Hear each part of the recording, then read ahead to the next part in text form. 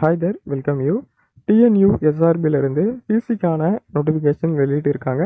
அந்த வேலைக்கு எல்லாருமே மறக்காமல் அப்ளை ஆனது பண்ணிவிடுங்க. ஒருவேளை உங்களுக்கு அப்ளை பண்ணணும்னா டிஸ்கிரிப்ஷனில் நம்பர் இருக்குது, கான்டாக்ட் பண்ணி தவறு இல்லாமல் கிளியராக நீங்கள் அப்ளை ஆனது பண்ணீங்க.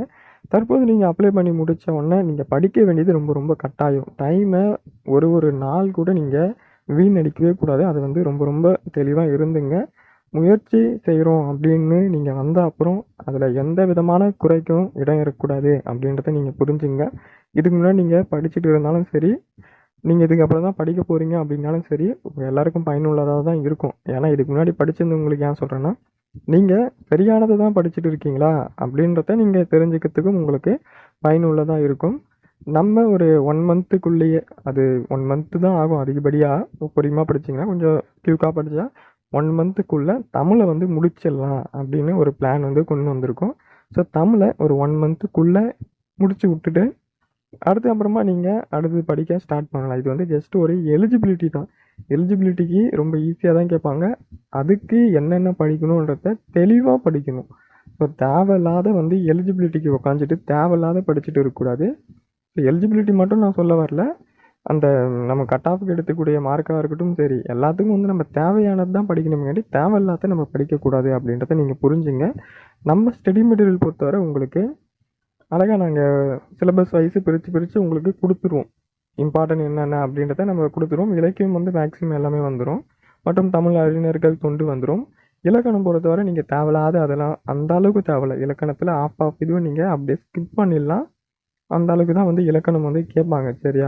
இலக்கணம் பொறுத்தவரை ரொம்ப நீங்கள் அதுக்கு டைம் ஸ்பெண்ட் பண்ணிட வேணாம் அப்படின்னு நான் உங்களுக்கு கேட்டுக்கிறேன். ஃபஸ்ட்டு வந்து இலக்கியம், அதுக்கப்புறமா அறிஞர்கள் தொண்டு இதெல்லாம் வந்து பார்த்துட்டு அதுக்கப்புறமா இலக்கணத்துக்கு என்னவோ அதை நான் சொல்கிறது வரைக்கும் நீங்கள் பார்த்துட்டு போனால் போதும். அதை வச்சு நீங்கள் ஓவராலாக ஆன்சர் வந்து பண்ணிக்கலாம். ஓகேவா? இப்போ நம்ம பார்த்தோன்னா உங்களுக்கு ஸ்க்ரீனில் தெரிஞ்சிட்ருக்கோம். இப்போது செப்டம்பர் மந்த்து இந்த 30ஆம் தேதிக்குள்ளே நம்ம இலக்கணம் வரைக்கும் முடிச்சிடலாம் அப்படின்னு இருக்கோம். அடுத்த ஒரு 1 வீக்கில் தமிழ் அறிஞர்கள் தொண்டு இதை வந்து கம்ப்ளீட் பண்ணிவிட்டு இன்னும் திருக்குறள்லாம் அதில் அந்த 1 வீக்கில் கொஞ்சம் ஆட் பண்ணி அதை கம்ப்ளீட் பண்ணிடலாம் அப்படின்ற ஒரு பிளான் ஆனது இருக்குது. உங்களுக்கு நல்ல டேஸ் வந்து அதிகமாக தான் கொடுத்துருக்கேன். இப்போ தொல்காப்பியம் நம்ம அப்படி எடுத்துட்டால் ஒரு நாள் ஃபுல்லாக நீங்கள் அதை படிக்கிற மாதிரி. ஒரு நாள் ஃபுல்லானா ஒரு நாள் ஃபுல்லாக அதையே படிச்சுட்டு இருக்கக்கூடாது. தமிழ் படிக்கணும். இதுக்கு தமிழுக்குன்னு ஒரு டைம் வந்து ஒதுக்குவீங்க இல்லையா? ஒரு 2 மணி நேரமோ ஒரு 3 மணி நேரமோ இதுமாரி ஒதுக்குவீங்க இல்லையா? அந்த டைமில் வந்து தமிழ் வந்து படிக்கணும். அதுக்கு தொல்காப்பி மட்டும் படித்தா போதும்.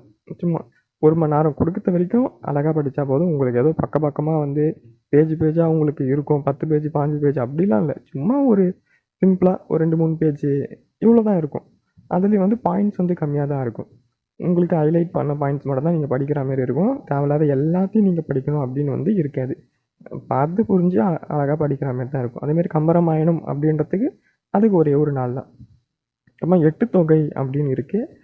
இது வந்து பார்த்திங்கன்னா 8 தொகை 10 பாட்டு, 17 கீழ்கணக்கு 17 மேல் கணக்கு அப்படின்னு வந்து சொல்லுவோம். 17 மேல் கணக்கில் வந்து பார்த்திங்கன்னா இது ரெண்டுமே வந்துடும். 8 தொகை 10 பாட்டு ரெண்டுமே வந்துடும். ஸோ இது பொறுத்தவரை உங்களுக்கு 4 நாள் தனித்தனியாக 4 நாள் வந்து கொடுத்துருக்கேன் தனித்தனியாக. ஸோ அதில் என்னென்னலாம் இம்பார்ட்டன்ட் அப்படின்றத பார்த்து உங்களுக்கு எடுத்து கொடுத்துருவேன். அது வரைக்கும் நீங்கள் படித்தா போதுமானது. அதேமாதிரி 50 காப்பியும் வந்து கொடுத்துருக்காங்க. 5 காப்பி வந்து கொடுத்துருக்காங்க. 50 காப்பியத்தில் இருந்து தான் வந்து கேள்விகள் நல்லா வந்து இடம்பெறும். 5 காப்பியங்கள் ஒரு 2 நாள், 50 காப்பியங்கள் ஒரு 3 நாள் படிக்கிற மாதிரி கொடுத்துருக்கேன். அறநூல் பொறுத்தவரை அந்த 17 கீழ்கணக்கு நூல்கள் இருக்குது இல்லையா? ஸோ அது சம்மந்தமாக உங்களுக்கு இதில் நான் கவர் பண்ணி கொடுத்துருவேன். இதெல்லாம் இம்பார்ட்டன்ட் அப்படின்றத கொடுத்துருவேன். அடுத்தபடியாக வந்து நார்மலாக கொஞ்சம் கொடுத்துருக்காங்க. பக்தி, நாட்டுப்புற இலக்கியம், புது கவிதை இது போல் கொடுத்துருக்காங்க. சிற்றிலக்கியம் வந்து மேக்ஸிமம் தமிழ் வீடு தூது இதெல்லாம் நல்லா வந்து படிச்சுட்டு போனால் உங்களுக்கு நல்ல ஸ்கோர் பண்ணுற மாதிரி இருக்கும். ஸோ கண்டென்ட் என்னென்னவோ அந்தந்த டேக்கு நான் உங்களுக்கு ஸ்டடி மெட்டீரியல் வந்து கொடுத்துருவேன். பிடிஎஃப் ஃபார்மேட்டில் கொடுத்துருவேன் அந்தந்த கண்டென்ட்டு. ஸோ நீங்கள் ஒரு நாளும் அந்த கண்டென்ட்டை நீங்கள் படிக்கிற மாதிரி வந்து இருக்கும். அவ்வளோதான். ஓகேவா? நம்ம வந்து செப்டம்பர் 6 நாளில் இருந்து நம்மக்கிட்ட வந்து கண்டென்ட்டு டெய்லியும் நீங்கள் இப்போ ஜாயின் பண்ணிடுறீங்க அப்படின்னா உங்களுக்கு இந்த ஸ்டடி மெட்டீரியல் வந்துடும். நீங்கள் அதை அந்த நாளுக்கு நீங்கள் படிச்சிடணும். உங்களுக்கு அடுத்த நாளுக்கு வரும், அடுத்த நாளுக்கு நீங்கள் படிச்சிடணும். ஸோ இந்த மாதிரி தான் இருக்குமே. ஸ்டடி மெட்டீரியல் பொறுத்தவரை இந்த மாதிரி தான் இருக்கும் உங்களுக்கு. அடுத்தபடியாக பார்த்தீங்கன்னா இலக்கணம் வந்து ஒரு 3 நாளில் அந்த இலக்கணம் ஃபுல்லாக இருக்கு இல்லையா? அது ஃபுல்லாக வந்து நீங்கள் படிக்க போகிறது கிடையாது. அது வந்து வேஸ்ட்டு அப்படின்றத புரிஞ்சுங்க. ஸோ அது தெரியும், எனக்கு தெரியும். அதில் வந்து எதுலேருந்து மேக்ஸிமம் கொஸ்டின்ஸை வந்து எடுத்து கேட்பாங்க அப்படின்றது தெரியும். இப்போ இலக்கணத்துலேயும் வந்து 80 கேள்வியும் கேட்டுற போகிறது இல்லை, சரியா?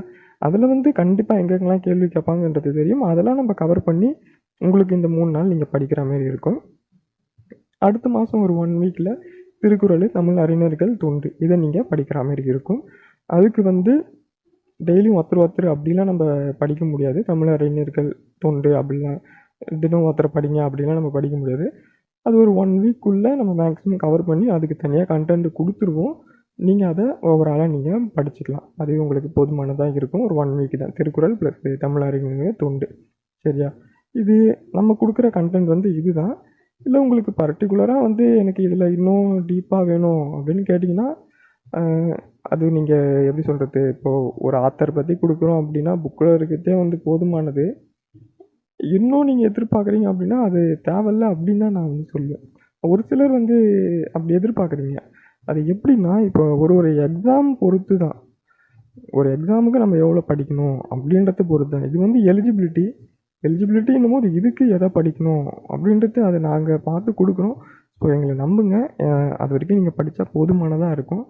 நீங்கள் வேறு எதுவும் வந்து அன்வான்டாக படிக்க வேணாம் அப்படின்னு நான் வந்து சொல்லிக்கிறேன்.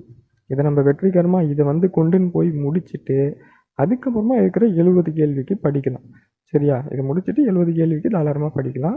இதை படிக்கும்போது 70 கேள்விக்கும் நீங்கள் படிக்கணும், அதுவும் கட்டாயமானது தான். பட் இருந்தாலும் இதுதான் வந்து ஃபஸ்ட்டு டார்கெட் வந்து பண்ணியிருக்கோம். டைம் இருக்குது, பயப்படாதீங்க. இதை கொஞ்சம் முடித்து விட்டிங்கன்னா அதுக்கப்புறமா எலிஜிபிலிட்டி பிரச்சனை இல்லாத போயிடும். டெய்லி நீங்கள் ஜஸ்ட்டு ஒரு ரிவிஷன் மாதிரி பண்ணிவிட்டு இன்னும் ஒரு டெஸ்ட் மாதிரி அப்படி போட்டு பார்த்தீங்கன்னா போதும், கொஸ்டின்ஸ் எல்லாம் கவர் ஆகிடும். இது வந்து நீங்கள் கண்மூடித்தனமாக நம்பலாம். அதுக்கப்புறமா நீங்கள் எங்கே நம்ம மார்க் எடுக்கணுமோ அங்கே நீங்கள் தினம் நீங்கள் கான்சன்ட்ரேட் பண்ணி படிக்கலாம்.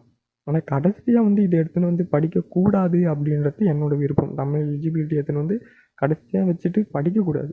ஏதோ போகும்போது பார்த்துட்டு போகிறோம் அப்படின்னா ஓகே. கடைசியில் வந்து படிக்கக்கூடாது. இப்போ கடைசியாக வந்து படித்தா அப்போ எப்படி நீங்கள் ஸ்கோரிங் பாயிண்ட்டில் விட்டுருவீங்க. ஸோ அதனால் இதை கொஞ்சம் முன்னாடியே வந்து ஷார்ட் லிஸ்ட் பண்ணி முடித்து வைக்க வேண்டியது கட்டாயம். அந்த சமயத்தில் வந்துட்டு எதை படிக்கணும், இதையா அதையா அப்படின்னு குழப்பின்லாம் இருக்கக்கூடாது. ஸோ அதனால தான் ஃபஸ்ட்டு வந்து தமிழில் முடிச்சுட்டு அதுக்கு வந்து என்ட்ரி கொடுக்கலாம்.